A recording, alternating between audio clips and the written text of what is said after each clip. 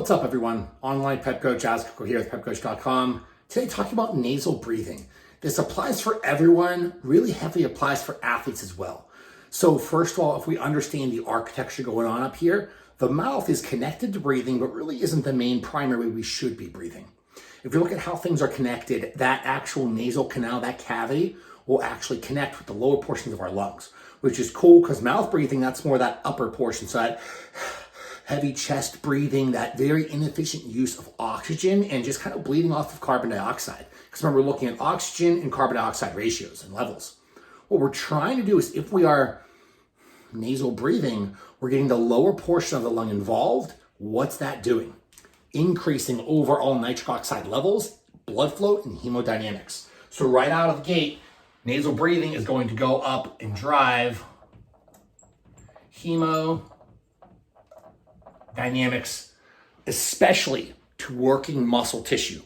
I say hemodynamics and not blood because hemodynamics encompasses multiple things more than just blood. Yes, we are looking at blood. We are also looking at nutrients. We're also looking at oxygen.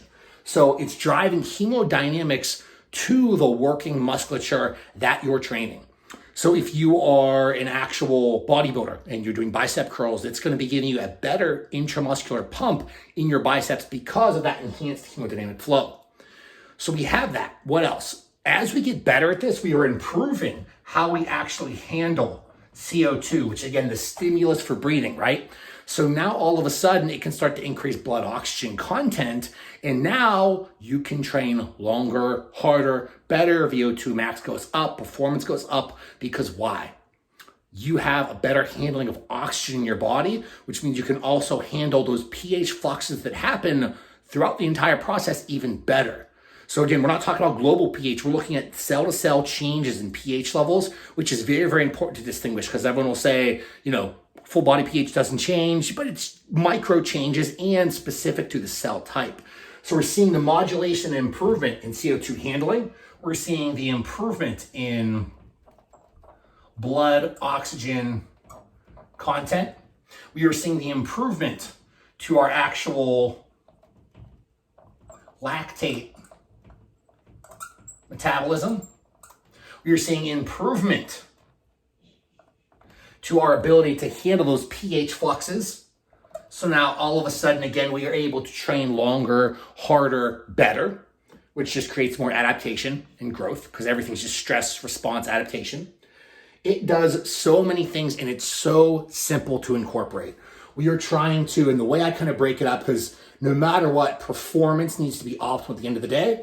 And depending on your style of competition, it may change if you're nasal breathing or mouth breathing. The end goal, though, is to only mouth breathe when you need to.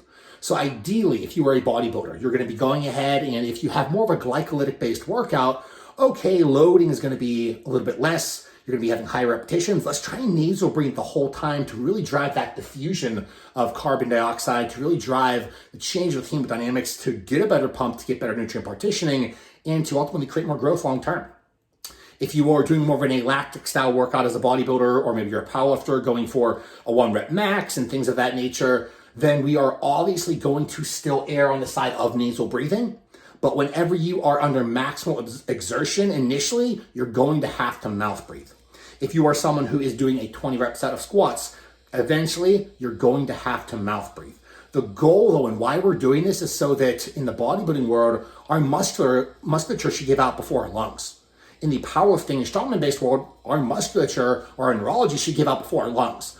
Our lungs, our ability to tolerate oxygen should never be the rate limiting factor. If it is, then you're energetically inefficient, and therefore you're going to have down regulations in performance overall.